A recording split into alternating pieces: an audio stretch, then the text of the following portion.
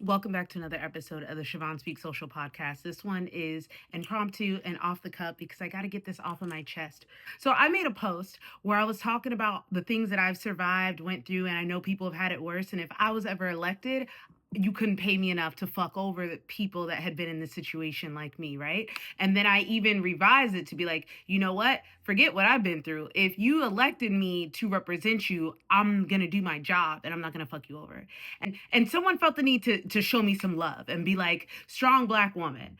And I was like, okay, well, thanks. And then I said, thank you for seeing me, because we all want to be seen. That is one of the human dilemmas, is that people don't feel seen and people don't feel heard and people don't feel safe. And when those three basic needs are not met, especially with females, but that's another topic. When those three basic needs are not met, if we don't feel safe, then we have to feel, then we're on the defense. If we don't feel seen, then we feel we have to be larger than life or aggravating or do anything to get attention, even if it's harmful behavior to ourselves and to others. And if we don't feel supported, I'm not even sure if that's the other word I use, but that's like part of my logo, is that women need to feel safe, seen, and supported to thrive. Mind and Body Fitness, check me out, Coach Bonds, Breakdown with Bonds.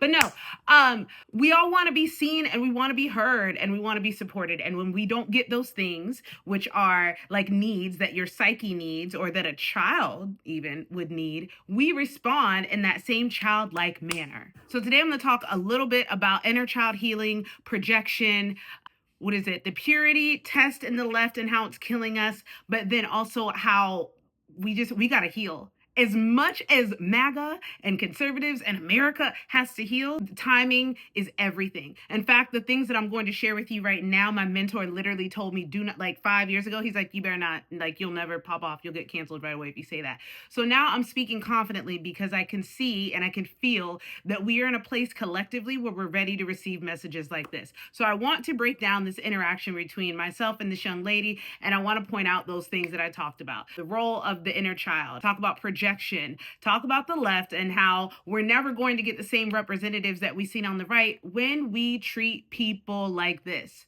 So first up, the inner child healing. When our needs are not met, right, especially as a young child, your childhood trauma becomes your adulthood trauma. So when you see people acting out like children, right, like an impatient child or an irrational child, right, or a jealous child, right, that is their inner child coming out because they never learned how to reconcile those type of emotions.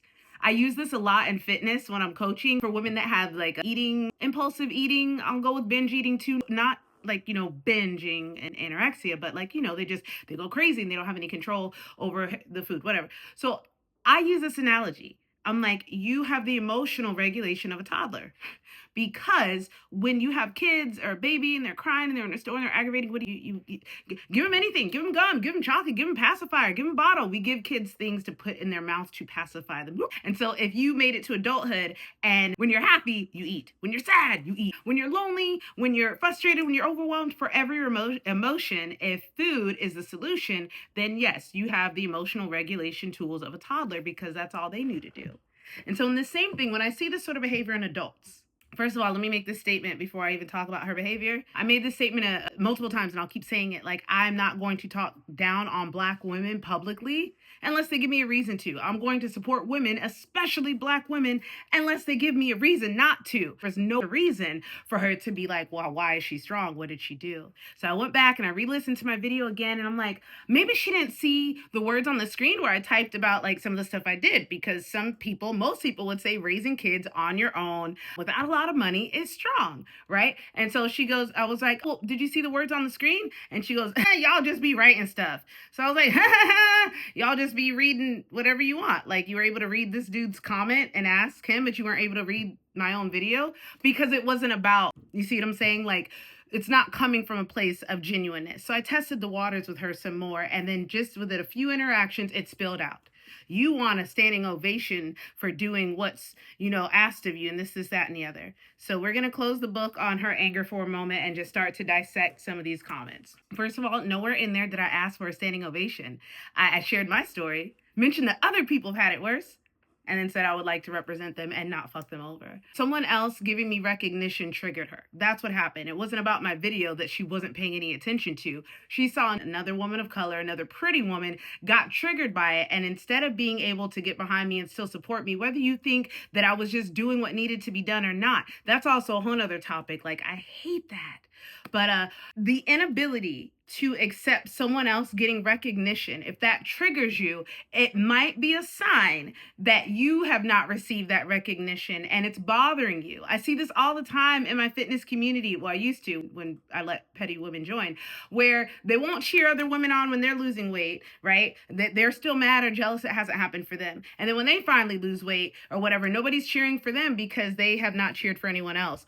Or, that doesn't usually play out that way, but that's the example. Is I'll be like, hey, did you see so-and-so posted her wins for the week? Go cheer her on. And it's just like, just something. Or when they see another woman in the gym. I made a post about this today on my TikTok. When you see women in the gym in like skimpy clothes and you go to judge them, you being uncomfortable with them being in that bikini is more of a reflection of how you're triggered. One, you could be wanting to control that other person's actions. She needs to cover up. Like, that's none of your business what she does. She's her own person. Calm down. So if it's not control, then you're being triggered because she's free and you are not bold enough to be that free, or you don't think that you can be that free. It's triggering you because you don't have it. So in the same situation, someone giving me praise, again, we're strangers. I don't know you. Like, what? It triggered her. She was not being genuine in her question. I don't know, but what I do know is this. Even if I have my own internal conflict, when I see another woman doing good or doing well, I'm gonna cheer her on. Whether I've lost weight in my weight loss journey or not, I'm gonna cheer you on. You know why? Because I'm gonna be there too one day, right? And having the energy of not being able to cheer for other people's wins is one of the most repelling energies to put out into the universe. It's almost guaranteed that no one will be there cheering for you when it's your turn, so that you can have that self-fulfilling prophecy, like I was saying about the women who don't cheer other women on. So there's that one, is that it is a projection. What made me think about is how on the right, they have so many influencers and podcasters and people just in every different sector, and fitness and makeup and entrepreneurial spaces, everywhere you can think of. There are loud and proud and confident MAGA influencers. And then when you get over here on the left, we're too busy fighting about everything. And then you got stuff like this. Like I said, I'm gonna run and I'm gonna not be a bot candidate. And your first question is, well, why is she strong? Sis, brother, bro him. Guys, let's not play the oppression Olympics. It doesn't matter if someone is strong or not. If someone wants to be a public servant, that's what the standing ovation is for. Because being a public servant, servant, that means I'm willing to give up my autonomy, my safety, my freedom, and everything else to go get talked to by people like you who don't like me, but I'm gonna vote on your behalf because that's what my job is. And the fact that we are so childish, so triggered, and just so, just immature. This is why we haven't been able to make progress. I don't know if she's a lefty or not. She's a lesbian thespian, which also blew my mind. I'm like, fellow black female, fellow queer, lesbian, what are you doing? Did you want to holla and you mad I'm taken? Everything about this just floored me. I have been thinking about this all day so much because I'm just like, damn. She is not an isolated incident. There are so many women out here like this. And I'm going to use this as an example to bring in Taylor Swift and Beyonce. And this is where I might lose some of y'all. I am not going to stand for those two women because I don't think Beyonce is a billionaire. Taylor Swift is a billionaire. But one of my litmus tests of where a woman is in here is to ask her feelings about Beyonce and Taylor Swift. And you don't have to like them. I want to hear why you don't like them. Because if you can't give me a good reason for why you don't like them, it probably doesn't have anything to do with them, and it's your projection of your own insecurities or your jealousy about them. People that don't like Beyonce can't ever, what are you going to say? She's not talented? That girl she used to run and sing. Her dad would have her out there like a military boot camp practice, running and singing. That's how she can sing and dance so well and perform. She's been doing this since she was a kid. You can say she's not a great performer? That's BS. What can you say about her other than the rumors of Illuminati and, you guys think that she got rid of Destiny's Child, just all this other speculation, right? Whatever. But again, when I ask people why they don't like her, it's something like, she thinks she's all that. And I'm like, she is. You may not like all that she is, but she's a big deal and she's earned everything that she has. So what are you doing? You sound like a hater. And then let's bring in Taylor Swift. A lot of people hate Taylor Swift because of how much money she has. And I'm kind of leaning toward, like, if I was going to say I don't like her, it would be because of that, just because she's not being a good steward of her money. However, this woman did, people are like, there's no way to be an ethical billionaire. She's my age. I remember singing Teardrops on my guitar at 14 because we're the same age. And that was her first hit. We're 38. She's been making music since I've been a mom, since my kids been 24 years. And she also made sure she had the rights to all her music.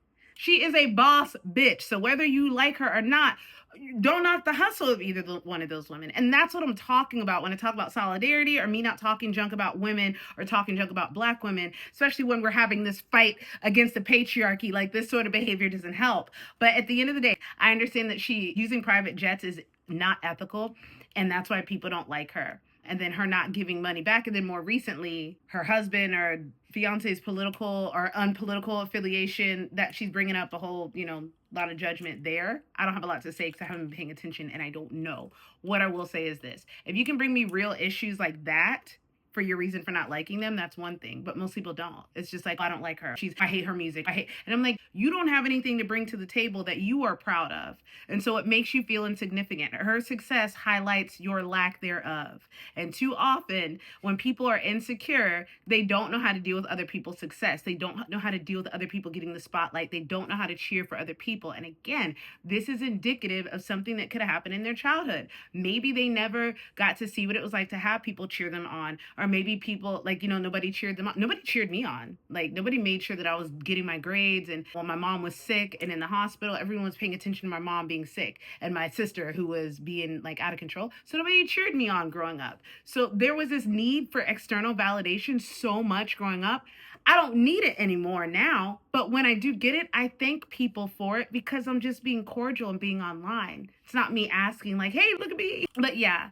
So did I make sure that we got everything? We talked about projection, which is everything that she just did. We talked about inner child dynamics and how that your inner child trauma is going to be your adulthood drama if you don't get it healed. We talked about supporting women in this fight for the patriarchy. Like, no, you don't have to love Beyonce. You don't have to love Taylor Swift, but be mindful of your audiences and the things that you're saying about other women when you are in front of people, right? Because that's like the only Black person in a group of white people co-signing the racist stuff that they say. It's the same exact thing. We have to stop that. What else? Dude, I didn't realize how much my nose itches. What else we got? I know there's something else. The left, not having enough representation because we just tear each other apart for the dumbest things, or at the very least, we don't support each other, and we don't support each other because of our own triggers. Ladies, I need you to work on yourselves. My company, Mind and Body Co., when I go back and look at some of the pitches that I made for it, I was like, there's going to be a rise of feminism, and Mind and Body Co. is going to be at the head of this because women need to be prepared for our space and leadership. Our time is going to be up, and we got to be ready. And when I see stuff like this, I'm like, damn, man, we still got some work to do, because the last thing, I'm cleaning my glasses with this, because the last thing that I want is for us to get in power and essentially do like what Israel is doing now, which is just being reckless with their power and with all their resources. I don't want a bunch of unhealed, any gender, but especially women, getting up here being jaded, being jealous, and not being able to work together, and it just being one big fucking cat fight. Growing up, I heard about women in cat fights all the time, and I hated it.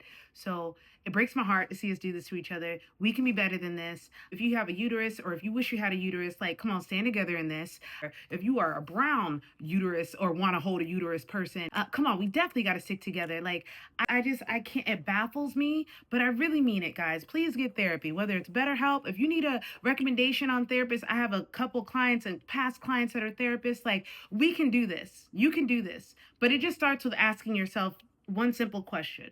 What is my intention? When y'all are making comments, when you're saying stuff, when you're doing stuff, what is my intention?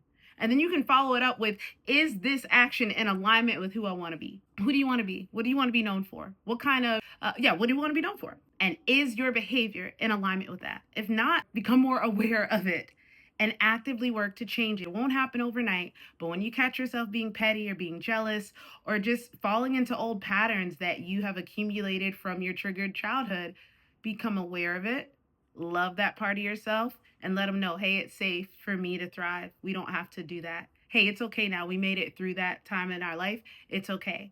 I need everybody to do this because we won't be able to do shit if we all don't spend a little bit more time in spaces of introspection. Thanks for tuning in. I'll see you guys next time.